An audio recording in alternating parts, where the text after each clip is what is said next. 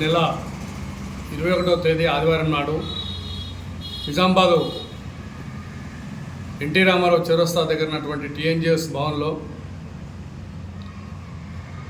దాశరథి కృష్ణమాచార్య గారి జయంతి నిర్వహణ కమిటీ ఆధ్వర్యంలో కవులు రచయితలకు సంబంధించినటువంటి అందరితోటి సమావేశం నిర్వహించడం జరిగింది.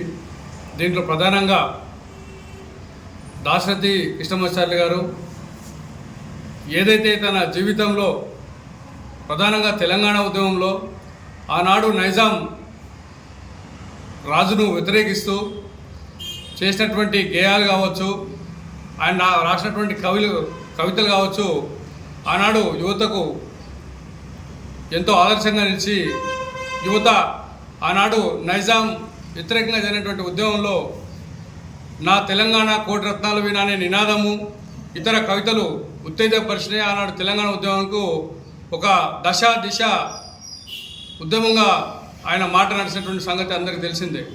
ఈ సందర్భంలో ఆయన జయంతి ఉత్సవాలు జరుగుతూ ఉన్నాయి కాబట్టి దీంట్లో నిజామాబాద్ జిల్లాకు సంబంధించినటువంటి కవులు రచయితలతో పాటు అన్ని ప్రజా సంఘాలు అన్ని రాజకీయ పార్టీలు పాల్గొని జయంతి ఉత్సవాలు జయప్రదం చేద్దామని చెప్పేసి సందర్భంగా తెలియపరుస్తూ ఉన్నాం.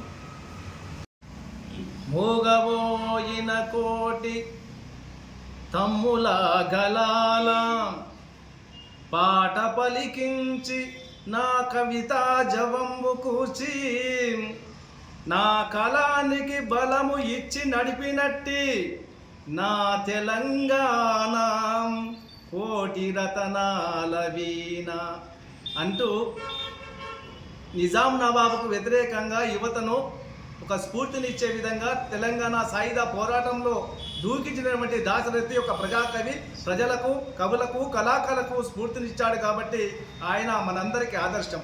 మన నిజామాబాద్ జైలు గొడవల్లో నిర్బంధించబడ్డాడు. అందుకోసమే నిజామాబాద్ జిల్లాలో ఈ దాశరథి జయంతి ఉత్సవ కమిటీ పేరు మీద మనం ఈ సభను జరుపుతున్నాం. దీనికి ముఖ్య అతిథిగా గోరెటి వెంకన్న వస్తున్నాడు. జూలై 21 నాడు ఉదయం 11 గంటలకు టీఎన్జిఎస్ భవన్లో ఈ కార్యక్రమం ఉంటుంది. కాబట్టి అన్ని రకాలైనటువంటి ప్రజలు, శ్రేయోభిలాషులు పాల్గొని జయప్రదం చేయాలని కోరుతూ సభానంతరం అందరికి కూడా భోజన సౌకర్యం ఉంటుందని చెప్పి కమిటీ తరఫున తెలియజేస్తాను.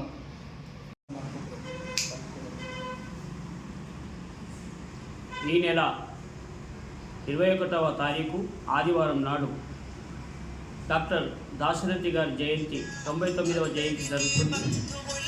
ఈ జయంతికి